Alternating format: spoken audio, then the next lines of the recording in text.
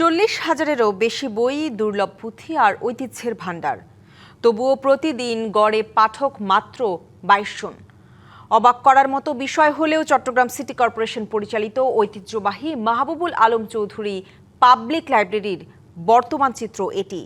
আধুনিক সুযোগ সুবিধা থাকা সত্ত্বেও কেন পাঠক বিমুখতা? প্রযুক্তির অভাব নাকি ব্যবস্থাপনার কোনো ঘাটতি রয়েছে এর পেছনে? এমন প্রশ্ন উঠছে সচেতন মহলে। সারি সারি বই সাজানো বুকশেলফ, আধুনিক পাঠকক্ষ, সবকিছুই প্রস্তুত, শুধু নেই পাঠকের পদচারণা। এই চিত্র নগরীর লালদিঘি এলাকার চট্টগ্রাম সিটি কর্পোরেশন পরিচালিত মাহবুবুল আলম চৌধুরী পাবলিক লাইব্রেরির।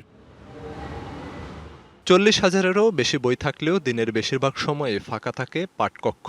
গত জুন মাসে মাত্র 485 জন পাঠক এসেছেন এখানে। ওরা পড়তেও আসে না, জাস্ট টয়লেট ব্যবহার করে এমনি চলে যায়। 1904 সালে প্রতিষ্ঠিত নগরীর সবচেয়ে পুরনো গ্রন্থাগারে আছে ব্রিটিশ আমলের দুর্লভ প্রকাশনা, পুঁথি, মুক্তিযুদ্ধ, ইতিহাস, সাহিত্য ও গবেষণা ভিত্তিক অসংখ্য মূল্যবান গ্রন্থ।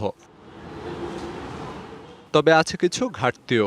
নতুন প্রজন্মের চাহিদা অনুযায়ী বই না থাকা ও বই খোঁজার আধুনিক ক্যাটালগ সুবিধা না থাকার অভিযোগ আছে। এই পুরো জীবন তো চেষ্টা করে তো কয়টা বই জোগাড় করতে পারছি, কিন্তু এখানে এতগুলি বই, কিন্তু শিক্ষার্থীরা আসে না, পড়তে চায় না। কর্তৃপক্ষের দাবি পরিবেশ ও পাঠ্যাভ্যাসের পরিবর্তনেই পাঠক কম আসে। অনেক শিক্ষার্থী এখন কম আসে, আর যারা আসে তারা পত্রিকার প্রতি আসক্ত বেশি, যে কারণে আগের মতো সেই পাঠক নাই। বিশেষ করে মুরব্বীরা যারা আসে তারা পত্রিকাই পড়ে। বাংলা কিউআর যেখানে, নগদ পেমেন্ট সেখানে। সারা দেশে 10 লাখেরও বেশি মার্চেন্টে নগদে পেমেন্ট করুন খুব সহজে। এইটার সাথে কাজ করতেছে আমাদের ম্যাজিস্ট্রেট, আমরাও কিছু কালেকশন করে দিয়েছি। এর সাথে উনি আরো কিছু পাঠকদের থেকে আমরা দিয়েছি লেটেস্ট বিভিন্ন বিষয়ের উপর।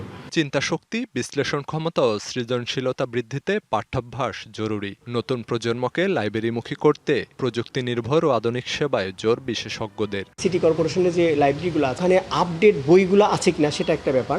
যদি থেকে থাকে তারপরেও যাচ্ছে না, তার কারণ হলো কি, বইয়ে যেটা পাওয়ার কথা সেটা সে অনলাইনে পাচ্ছে, তার বাইরে আরো অনেক ইনফরমেশন দিকে চলে যাচ্ছে সে। সরকারি ছুটির দিন ছাড়া প্রতিদিন দুপুর 2টা থেকে সন্ধ্যা 6টা পর্যন্ত খোলা থাকে চট্টগ্রামের শতবর্ষী এই লাইব্রেরি। DBC news desk.